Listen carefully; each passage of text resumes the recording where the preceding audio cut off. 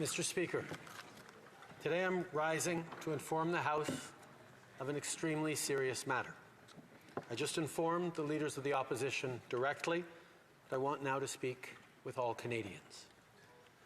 Over the past number of weeks, Canadian security agencies have been actively pursuing credible allegations of a potential link between agents of the Government of India and the killing of a Canadian citizen, Hardeep Singh Nijjar.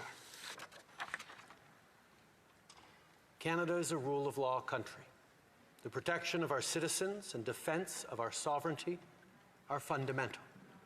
Our top priorities have therefore been, one, that our law enforcement and security agencies ensure the continued safety of all Canadians, and two, that all steps be taken to hold perpetrators of this murder to account. Canada has declared its deep concerns to the top intelligence and security officials of the Indian government. Last week at the G20, I brought them personally and directly to Prime Minister Modi in no uncertain terms. Any involvement of a foreign government in the killing of a Canadian citizen on Canadian soil is an unacceptable violation of our sovereignty. It is contrary to the fundamental rules by which free, open, and democratic societies conduct themselves. As you would expect, we've been working closely and coordinating with our allies on this very serious matter. In the strongest possible terms, I continue to urge the Government of India to cooperate with Canada to get to the bottom of this matter. I also expect it to reiterate that its position on extrajudicial operations in another country is clearly and unequivocally in line with international law. I know many Canadians, particularly members of the Indo-Canadian community, are feeling angry or perhaps frightened right now. Let us not allow this to change us.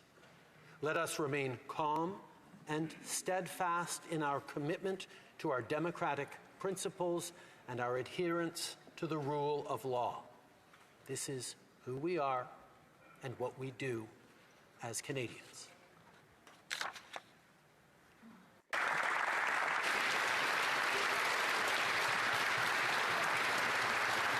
The Honourable Leader of the Opposition. Moments ago, the Prime Minister made me aware of intelligence from his authorities linking the Indian government to the killing of Hardeep Singh Nijjar.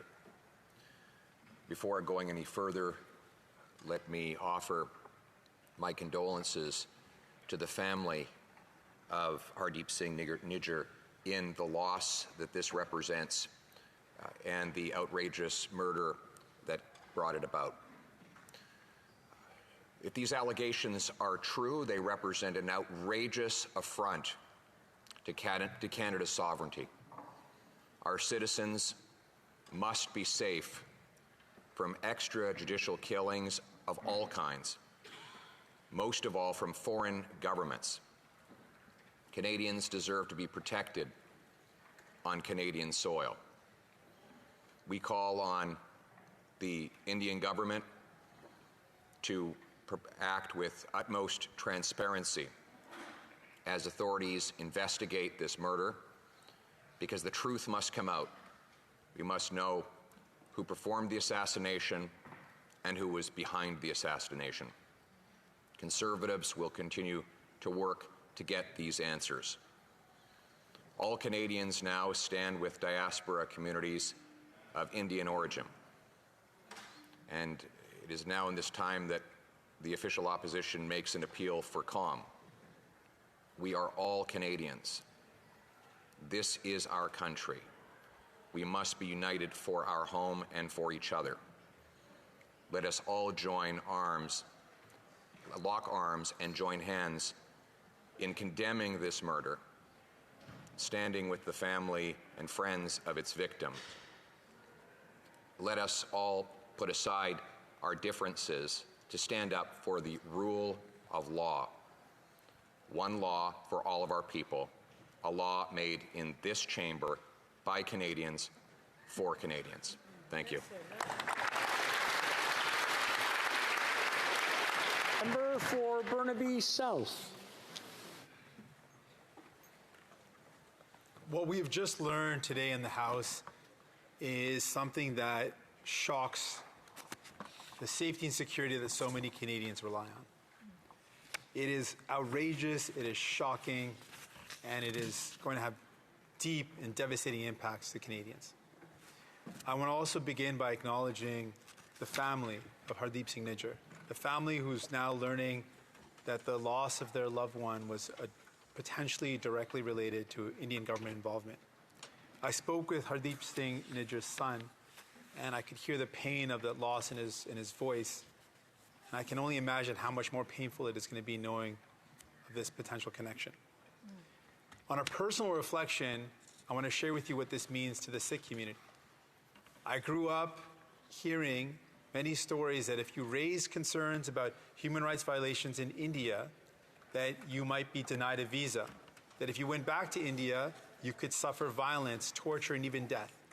I grew up hearing those stories.